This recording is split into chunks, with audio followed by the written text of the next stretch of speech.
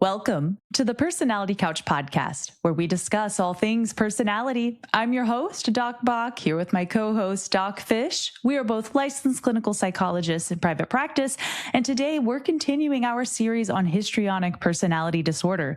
Histrionic is characterized by drama, expressive reactivity, flirtatiousness, and gender dynamics. While its root, hysteria, has a long and controversial history dating back centuries, we won't get into that today as we just covered it in depth in our last episode. Instead, we'll unpack the DSM's 8 criteria for disorder-level personality dynamics. Let's hop to it.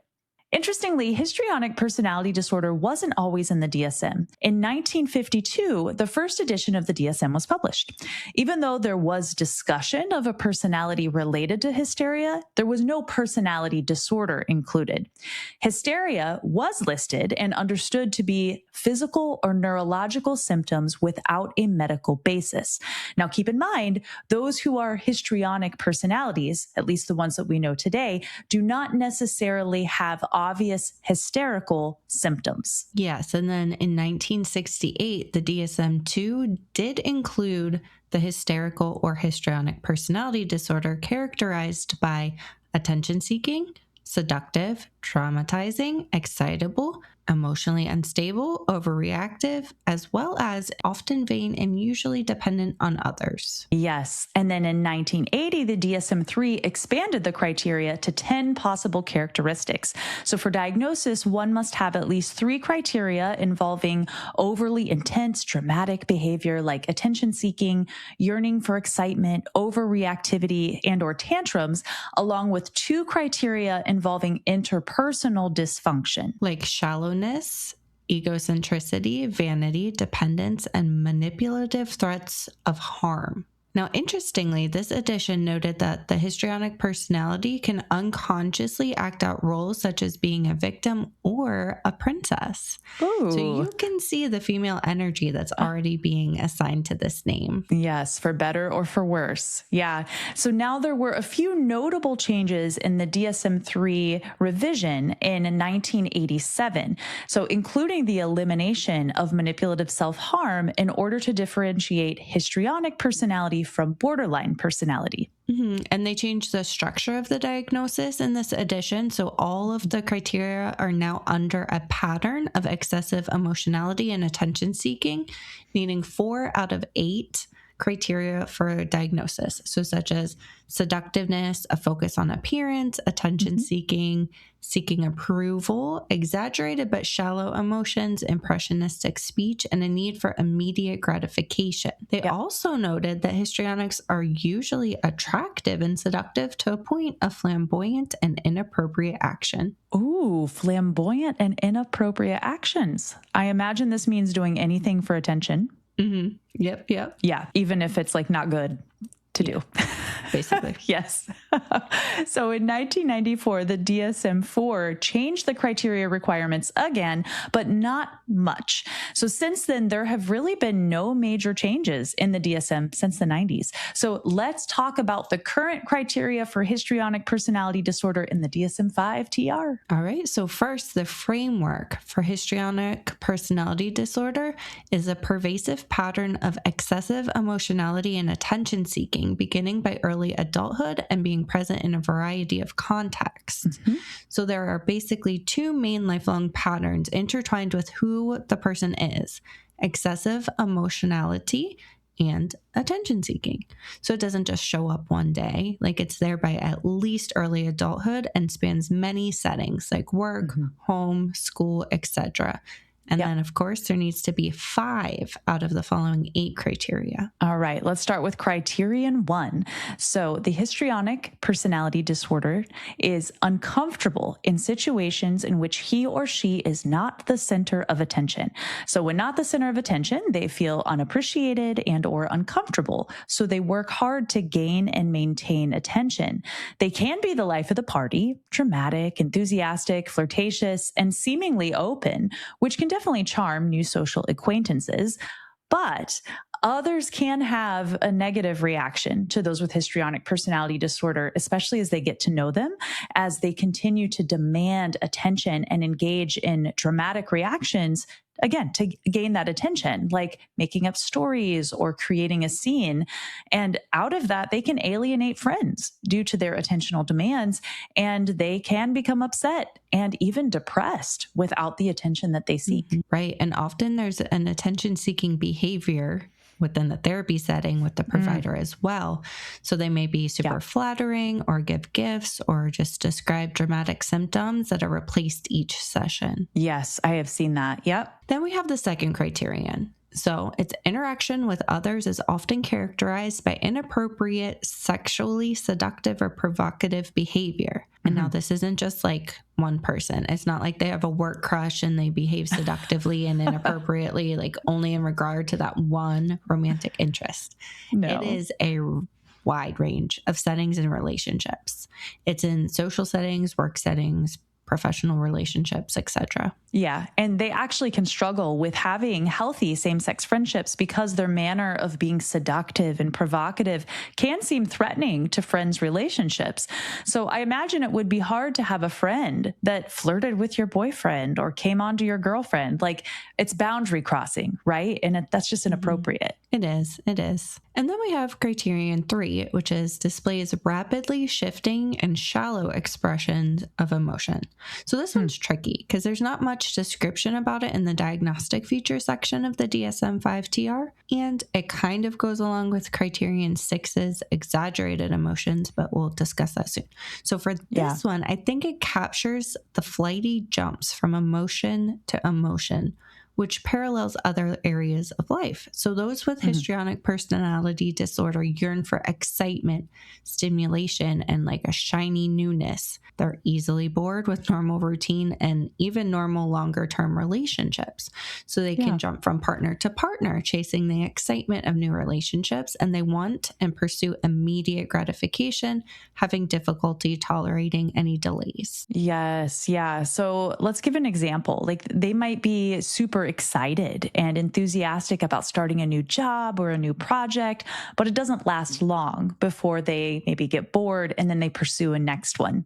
So they also express excitement, then boredom, and then frustration, and then intrigue at a shiny new opportunity. And that cycle of emotional expression can change quickly, inherently making the emotional expression seem shallow. And this is because they don't want to be overwhelmed by internal emotions. But the DSM actually doesn't talk about that, but we will talk about that in an upcoming episode on the inner workings of histrionic. I can't wait. Okay. But the DSM, the next is the fourth criterion, which is consistently uses physical appearance to draw attention to the self. So this one often goes along with Criterion 2 because it's not just the behaviors that are used to get attention, but also their appearance. So again, it's not just directed at one person or one situation. It's a lifestyle. They can be super preoccupied with looking good and impressing others, excessively spending energy and money and time on how they look. Yes, yes. So they maybe want their falsies and their Botox and their injections and their hair, the nails, but anything to draw attention to the self. Or for both men and women, a propensity for disrobing. So if you catch my drift. So in regard to their appearance, they can definitely fish for compliments, and they receive criticism. And if they receive criticism about their appearance or see a picture of themselves that maybe they don't think is flattering, they can be easily and excessively upset. So here you can actually see the overlap with narcissism too, with a little bit of image-based stuff, but for different reasons. Exactly. And then we have Criterion 5. So there's a style of speech that is excessively impressionistic and lacking in detail. So this kind of goes along with the shallow expression of emotion. There's like a lack of depth here because of the avoidance of the inner world, which we'll talk about later. But so they make broad, dramatic blanket statements and they have really strong opinions, but they can't actually back it up with logic or details. So their rationales can be diffuse and vague. Okay. All right. So let's give another example. So they might be like, oh, yes, Susan, I love her. But like they can't come up with any specific details about Susan or why she's so great or any qualities to support their opinion of her. They might say, like, well, I don't know why I love her. I mean, she's just the best. Yes. That's a good example. Yeah. Uh-huh. Then we have Criterion 6, which shows self-dramatization, theatricality, and exaggerated expression of emotion. Now, here's where we can go a little bit more in depth in understanding persons with histrionic personality disorder. They're inappropriately excessive with their emotional displays, and they can embarrass their friends in public. Yeah. And embarrassing others in public on a regular basis, I think, is probably one of the most telltale signs of histrionic pathology, usually due to their attention-seeking behavior. So, like, for example, a small sentimental event can result in uncontrollable sobbing, or they can be overly excited and inappropriate, maybe in hugging or physical affection to an acquaintance, or they might just have like a temper tantrum, or showing up with inappropriate attention-seeking clothes at this event or at work. That is very true. Now, however, the DSM-5 TR does state that their emotions often seem to be turned on and off too quickly to be deeply felt, which may lead others to accuse the individual of faking these feelings. And that's where that Criterion 3 comes in, as they display that rapidly shifting and shallow expression of emotions. Yeah. So we have emotional expression that is dramatic, exaggerated, labile, but also shallow. I mean, it's empty. And there's really not a whole lot backing it up. To the person experiencing it, it feels theatrical and it feels really fake as well. Exactly. Now, Criterion 7 is that they are suggestible or easily influenced by others or circumstances. So those with histrionic personality disorder want to impress others, and they easily adopt emotions and opinions that fit their external environment, including other people and society and the newest trends. Right. They can actually trust too easily, especially strong authority figures, and they tend to believe that their problems could magically be solved by this proverbial parent figure, right? So they need an audience for their performance and will do anything for that attention, but it's just a fantasy. And it also makes me wonder, though, if attention was lacking in early childhood for some reason. Yeah, maybe a little girl who didn't get attention until she screams or cries and then, grows up and engages in the same dynamics. Yes. Yeah. Now, also, there is a tendency to play hunches and adopt convictions quickly. Yeah. So in other words, they're impressionable. They can believe falsehoods or narratives that really have no real data.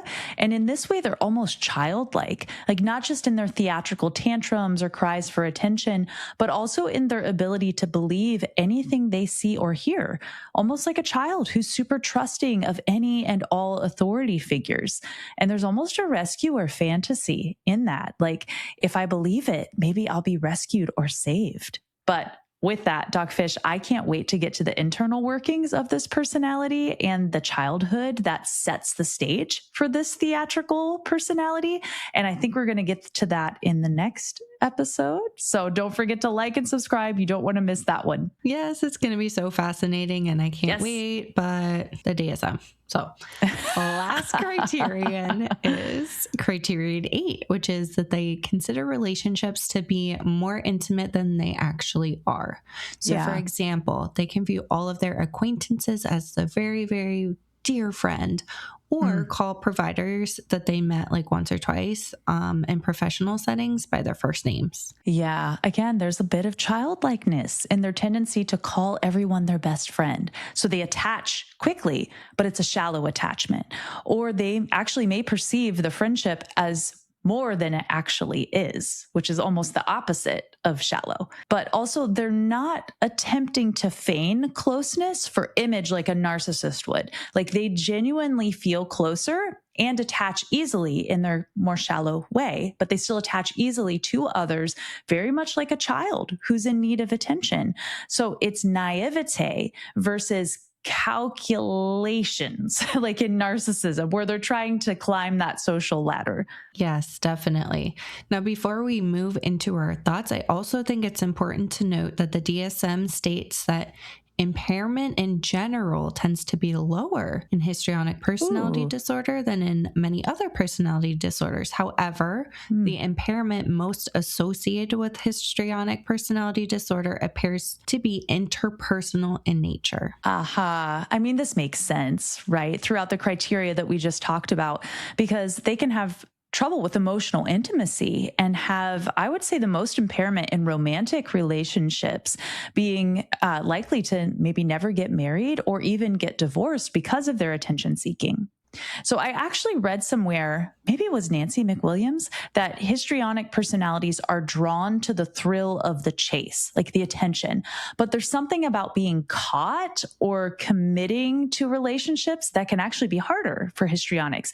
Even though they are seductive, they may actually have a hard time being comfortable with actual intimacy. It's more of a counterphobic reaction. Like they want the power that the attention and the seduction provides. And also they want the power from the other gender, but they may not want the actual intimacy. They have a span of behaviors associated with social dominance. So on the warmer end, like a warmer dominance, they can be exhibitionistic, needing to be the center of attention, which is inherently intrusive in nature. And then on the colder end, so like colder dominance, they can be arrogant and controlling and aggressive even in their behavior. Oh, wow. Yeah. So kind of like a tantrum. Like I'll be sticky sweet and attention seeking, but if you don't get me what I want, then I'll be cold, I'll tantrum, and I'll punish you by withdrawing any affection or emotion towards you. But let's talk about our thoughts on the DSM here, because I think it brings up some interesting concepts and describes the behavior, but it is incomplete. Yeah. So once again, it does not answer the why or the underlying motives.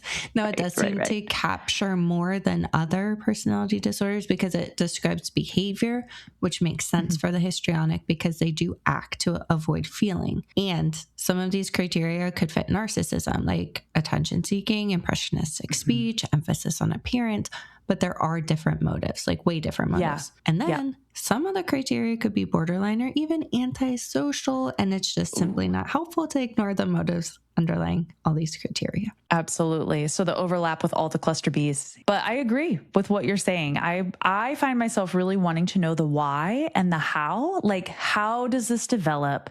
And in the histrionic personality, I hear a child who maybe was forced to grow up too fast and now seeks attention from the world to fill what they didn't have in their earlier years. Yeah, like an overly seeking attention. So some of this is likely behavioral conditioning. So in childhood especially. So if you have a child and they have a tantrum and you reward them with attention, even if it's negative attention, they're just going to keep doing it.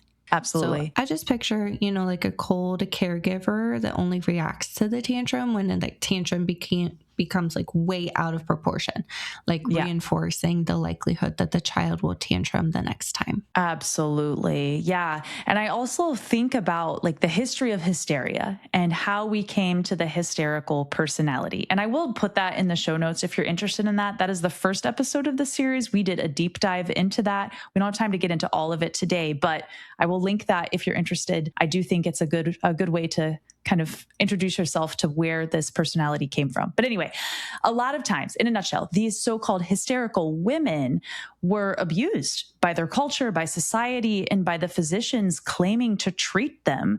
So hysteria was a trash can diagnosis for the misfit women of society with vague physical and emotional complaints. But I mean, with that, my question is, why are these vague symptoms happening in the first place? Or with the histrionic we know today, why are these shallow emotions or these temper tantrums or, why is the drama happening? And I'm guessing there's early trauma and maybe even systemic trauma that keeps this personality responding in this over the top way. Like, is being dramatic the only thing that gets the attention? But like, what's going on in the psyche that makes them need that excess attention in the first place? And did they learn that that's the only way to get their needs met was to just scream? Like, especially if a medical system has failed them and invalidated any pain behind their theatrics. Right. Like if you can't scream, maybe you could just faint or become paralyzed. Yep. Children cannot communicate their emotions with words all the time, but they can cry or scream or hit. But anyway, there are very strong gender dynamics in this personality. And I can't help but think about the historical symptoms of the loss of voice or feeling like a lump in the throat with no medical basis, right? Like it's literally like they don't have a voice. They're not allowed to. Yeah. The trauma literally gets stuck in the larynx. Right. But they see the opposite gender as powerful. They can have a voice. So then the histrionic character may overdo their own voice, but in a superficial way because they don't actually believe that their own voice matters. Wow. What a beautiful psychoanalysis. Yeah, I agree. And I think there are a lot of relevant psychodynamic pieces to this personality. And I also feel the need to mention that histrionic is not only a personality disorder for women. Like historically, hysteria was a female diagnosis. However, when it comes to histrionic, men can absolutely have it too. I've seen histrionic dynamics in both men and women, but society often sees it as a more female problem because of the centuries-long debacle over hysteria as being the wandering womb of women. Definitely. But let's chuck the DSM out the window again and dive into the psychodynamics the next episode. Absolutely. And on that note, don't forget to like, subscribe so you don't miss our upcoming episodes in this series. And it really helps our channel out. And of course, if you're a personality nerd, we've got blogs, visuals, and references that coincide with each episode at www.personalitycouch.com. Be well, be kind, and we'll see you next time on The Personality Couch. This podcast is for informational purposes only and does not constitute a professional relationship. If you're in need of professional help, please seek out appropriate resources in your area. Information about clinical trends or diagnoses are discussed in broad and universal terms and do not refer to any specific person or case.